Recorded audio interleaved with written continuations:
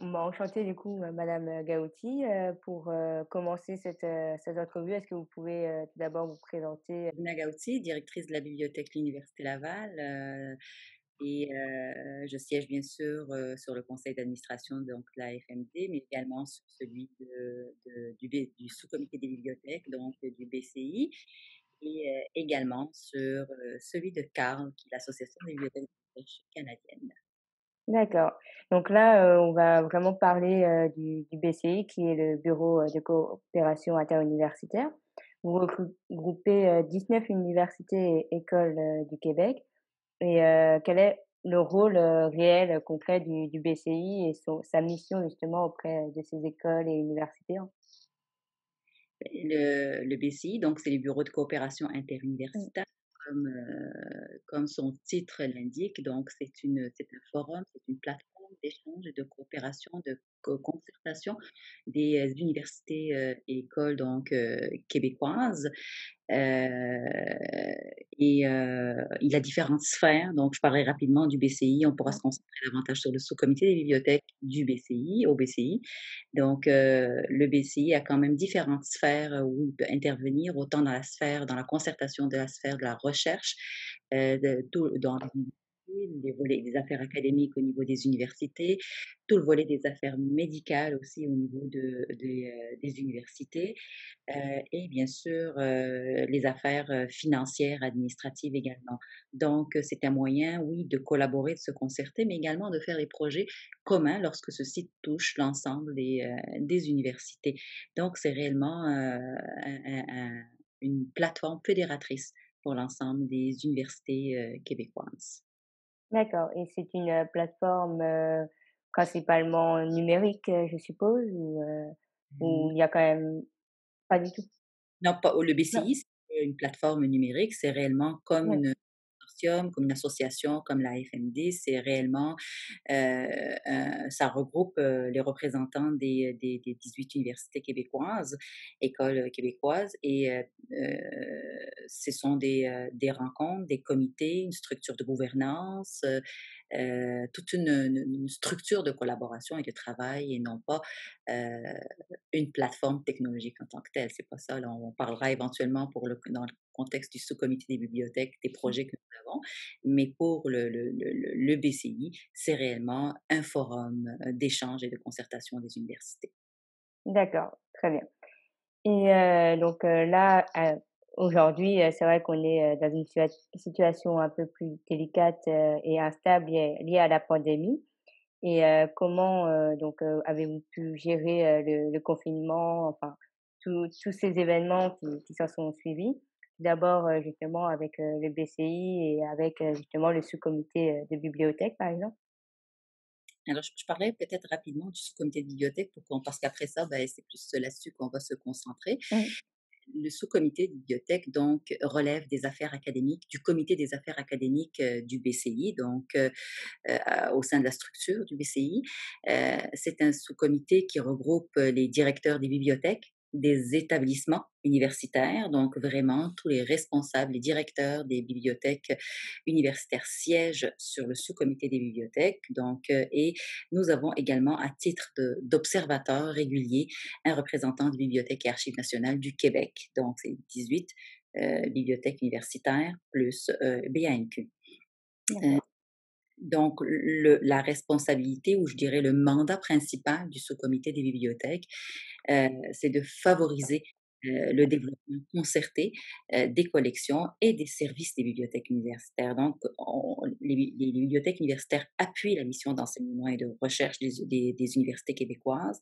Donc, nous avons le mandat, de travailler ensemble, de collaborer, mais d'échanger, mais surtout de favoriser un développement concerté pour tout ce qui est collection, notamment numérique, mais également imprimé, et également se concerter et développer des services communs pour nos usagers, nos étudiants, nos utilisateurs. Donc ça, c'est le mandat global du sous. D'accord. Euh, Par rapport à votre question, par rapport à la COVID, il est certain que ce fut des mois quand même tumultueux depuis le Mmh. fameux 18 mars que nous avons connu. Pardon. que nous avons connues depuis, donc les derniers mois. Je vous dirais que les, bibliothèques universitaires, ce sont des entités, qui, depuis déjà, plusieurs années, ont développé beaucoup de services à distance. Donc des services en appui aux étudiants et aux usagers, aux enseignants, aux chercheurs à distance. Donc par le développement de nos collections électroniques et numériques, donc on a une grosse proportion de collections qui est, numérique et donc électronique. Ceci dit, on a aussi des grosses collections papier, on en parlera après, mais Mmh. on a des collections, numériques. Nous avons également des services, nous avons développé des services, donc des services de soutien à distance, la formation à distance, synchrone, asynchrone, des capsules. Donc on a vraiment, un service techno-pédagogique, un service pédagogique qui nous a permis de rejoindre les étudiants dans cette crise et les soutenir pour compléter leur session, de l'hiver et l'été. Donc je vous dirais que, notre expérience du soutien à distance des collections numériques a été un levier extraordinaire pendant cette crise. Ouais, vous avez ressenti de la part, des étudiants, en tout cas des usagers qu'ils étaient satisfaits et que, ça leur a été vraiment utile et important par rapport à cette crise?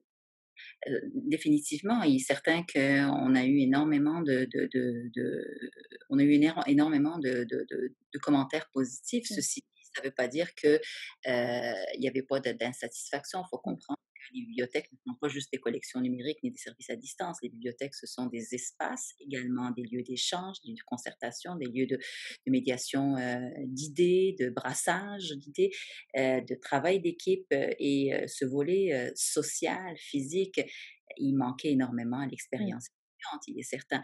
Mais, par les moyens technologiques et par éventuellement aussi, je dirais, des services, sans contact parce que beaucoup de bibliothèques ont quand même démarré le prêt, des documents, sans contact au courant de l'été. Donc, on est capable de réserver des documents, mmh, de réserver un moment pour venir les chercher et se faire, heu, ou livrer les documents chez eux ou mmh, les papiers ou venir les chercher dans la bibliothèque avec les mesures sanitaires bien sûr en vigueur, bien sûr, ça c'est certain. mmh. Mais c'est sûr que est-ce que c'est l'expérience étudiante complète qu'ils ont eue avec l'accès aux espaces et aux services physiques? Hem, je pense que non, mais dans le contexte, les bibliothèques se sont très rapidement mobilisées pour donner, le service, qu'il faut pendant cette, et on Ouais, continue de le faire d'ailleurs parce que la situation continue également pour cet automne. Un peu différente, mais continue quand même. c'est ça justement pour, là, on est en pleine période, de rentrée, les écoles, s'ouvrent petit à petit. Vous, enfin, vos bibliothèques, comment est-ce que, les bibliothèques, comment est-ce qu'elles, ça s'adaptent, on va dire? Comment est-ce qu'elles font face par rapport, comment est-ce qu'elles voient la rentrée justement? Bon, c'est sûr que la rentrée, cette rentrée est différente, Mmh, de ce qu'on a vécu, au mois de mars dernier, comment on s'est adapté l'été.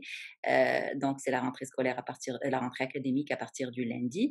Donc les bibliothèques, ont toutes travaillé pendant l'été sur leur plan de déconfinement et l'offre de service qu'ils allaient donner. Est-ce que c'est une offre de service identique dans les 18 bibliothèque mmh, universitaire? Non, c'est une offre qui est à géométrie variable. Tout dépend de la région où se trouve l'université. Tout dépend de la conception et du campus. Tout dépend des décisions, au fond, qui se prennent des universités en respect, bien sûr, des directives de la santé publique. mmh, Donc, je dirais que les bibliothèques, il y a ce que j'appelle un dénominateur commun ou un tronc commun. Donc, les services à distance sont complètement disponibles dans l'ensemble des bibliothèques, heu adaptés et ils ont été même rodés au courant de l'été. Donc, que ce soit les collections, numériques, que ce soit les services à distance, donc le clavardage, le soutien en direct, de manière, synchrone, les formations, sous toutes leurs formes, hybrides, uniquement à distance, modales, rendez-vous personnalisés. Donc tout ça a été mis en place, la sélection de ressources, donc tout ça est en place, le soutien aux cours ou à l'apprentissage et donc cours, tout ça est en place. Ce qui est différent, je pense, dans les bibliothèques, c'est la manière de donner accès aux espaces où mmh. de donner accès aux espaces. Donc, il y a certaines bibliothèques universitaires qui donnent accès à leurs espaces, à leurs étudiants, avec bien sûr des modalités de réservation d'espace, de places de travail, de chaises, avec différentes.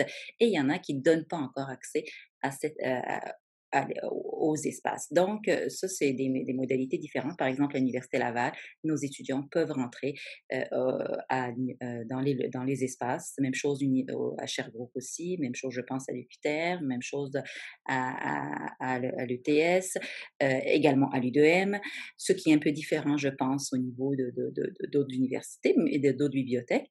Mais grosso modo, il y a un accès contrôlé, mais quand même là, aux espaces des bibliothèques. Et nous nous concertons énormément. Nous faisons des rencontres régulières sur la situation COVID dans les bibliothèques, quels services on donne, est-ce il y a des services qu'on peut se partager, on a beaucoup de questionnements par rapport au prêt entre bibliothèques, par exemple.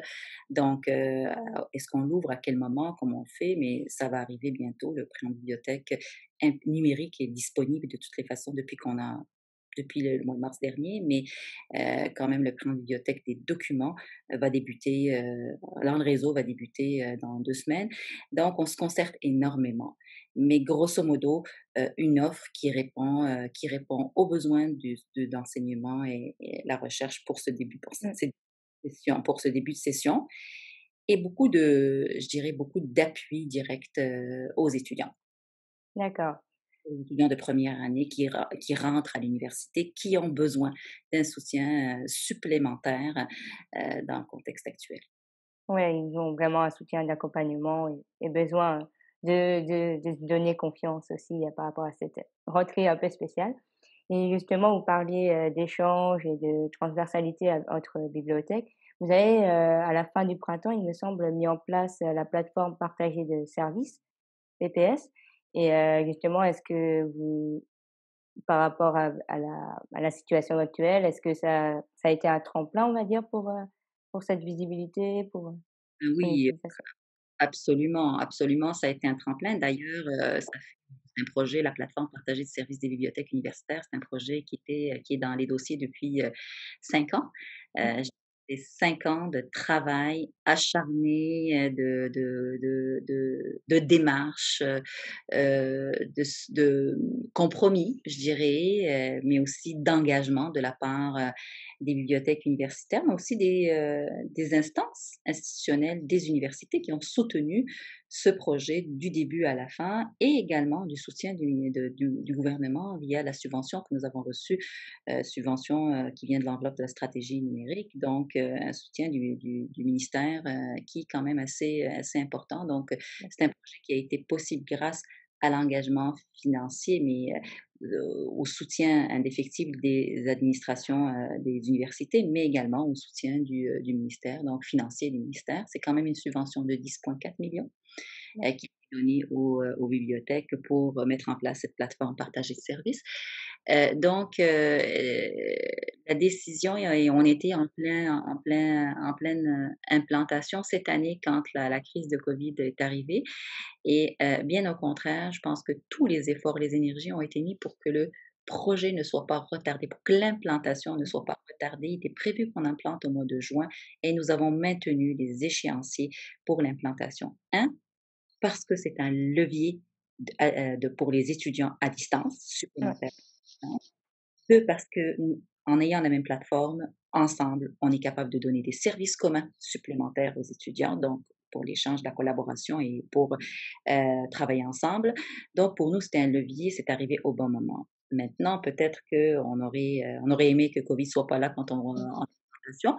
Ceci dit, je pense que l'implantation s'est très, très bien faite. Les 18 universités sont actuellement dans le système implanté, le nouvel outil de découverte et de recherche, SOPHIA, est accessible à nos 300 000 étudiants du réseau universitaire, à nos 10 000 enseignants, chercheurs, professeurs, à nos employés. Donc, il a été aussi très bien rodé. Le fait de l'avoir implanté en été, ce n'est pas nécessairement une mauvaise chose. Ça nous a permis de roder, de corriger ce mmh, qu'il et nous sommes très fiers de ce projet-là. On était 18 bibliothèques universitaires, nous avions 10 systèmes différents de gestion de bibliothèques universitaires. avoir 10 systèmes pour 18 bibliothèques. Nous avons décidé d'avoir une plateforme de service pour 18 bibliothèques universitaires. Donc, ça stipule qu'on a dû s'entendre sur une même interface de recherche, sur le même produit, mais également sur les mêmes notes, les mêmes procédures, les mêmes règles d'harmonisation de prêt. C'est quand même beaucoup de monde, tout ça. Donc, Ouais, ça c'est un projet quand même, c'est quand même un accès, une visibilité à plus de 20 millions de documents que possèdent les bibliothèques universitaires. Donc, une réalisation dont nous sommes très, très fiers. d'accord, oui, bon, bah, tant mieux, pour vous et ravi d'entendre que c'est un projet quand même qui a su, bien se mettre en place et voir le jour malgré la pandémie. Et enfin, plus, une question d'ordre votre relation avec, la Fédération des médias documentaires, la FMD. Pourquoi est-ce que vous avez rejoint la fédération et quelles sont, surtout vos attentes et quels services, en fait, aimeriez-vous avoir? Beh, écoutez, la Fédération des milieux documentaires, est d'abord, comment c'est arrivé? C'est arrivé via quand la fédération, la FMD, a remplacé, l'ancienne ASTED, et les discussions ont eu lieu entre le BCI, je pense, et la fédération, la FMD, pour, qu'un représentant, du sous-comité des bibliothèques siège sur la FMD, comme consortium. Je pense que j'ai pas réfléchi longtemps. La minute où ça a été envoyé, le courriel a été envoyé à partir du comité exécutif du sous-comité pour demander un volontaire, expliquer d'abord c'est quoi le projet, puis c'est quoi le type de collaboration, puis est-ce qu'on serait intéressé. Je pense, j'ai pas réfléchi une seconde et j'ai envoyé ma proposition au comité exécutif. Euh, j'ai toujours été très impliquée dans les associations et les forums d'échange qui impliquent la concertation, l'échange, le partenariat dans nos milieux documentaires. Peut-être un peu moins au Québec, beaucoup plus au niveau national, canadien et international, de par même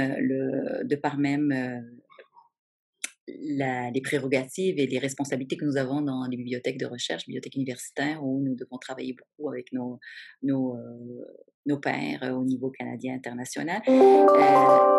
Donc, j'ai été quand même j'ai toujours été présente, que ce soit au niveau d'érudits, donc comme vice-présidente. J'ai toujours été intéressée. Je suis également sur le CA de BANQ, donc également impliquée dans CARL. Et j'étais avant la FMD, j'étais également sur la table permanente des bibliothèques, des bibliothèques, milieux documentaires de BANQ. Donc, personnellement, et bien sûr de BCI. Donc, personnellement, au-delà de nos responsabilités dans nos institutions, il y a énormément de défis qui se posent à notre profession. Et il est de notre responsabilité, un devoir de se rassembler autour des associations. Je pense que la vision de la FMD me rejoint beaucoup plus que l'ancienne vision ASTED. Donc, c'est pour ça que l'implication m'intéresse et j'y crois énormément. Je pense que cette implication via la FMD ne peut fonctionner, à mon avis, que si on est également intégré dans d'autres associations avec des liens et un réseau beaucoup plus large, ce qui permet, à mon avis, de rassembler les principaux acteurs, de voir les opportunités d'échange et de partenariat, de collaboration avec les autres consortiums, avec les autres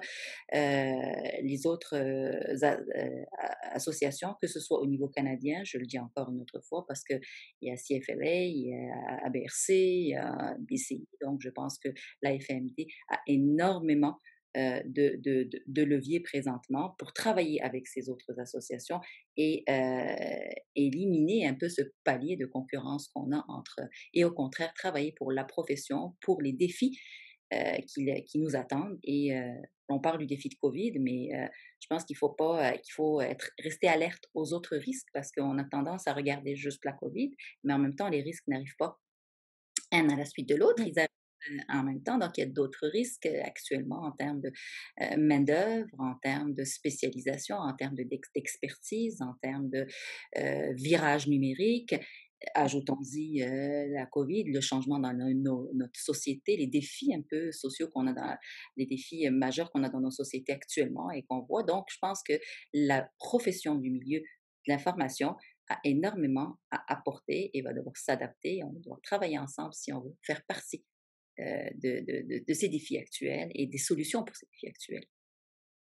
D'accord.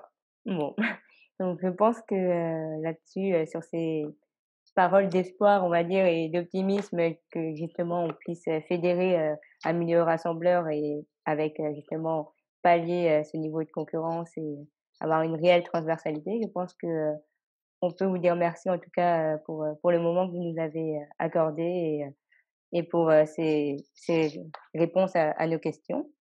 Puis, de toute façon, si jamais les personnes sont intéressées à en savoir plus sur, justement le BCI et le sous-comité, des bibliothèques, il y a, tout à fait votre, site internet, actualisé, mis à jour et toutes, vos informations, c'est ça? Exactement. Également le site web, sur, le partenariat des bibliothèques universitaires, parce qu'on parle de Ouais, plateforme partagée, mais au-delà de la plateforme partagée, c'est tout un partenariat des bibliothèques universitaires qui a été mis en place et d'autres projets, vont voir, le jour éventuellement. Donc, le site web est disponible également. Ce fait aussi un plaisir pour moi. Je vous remercie.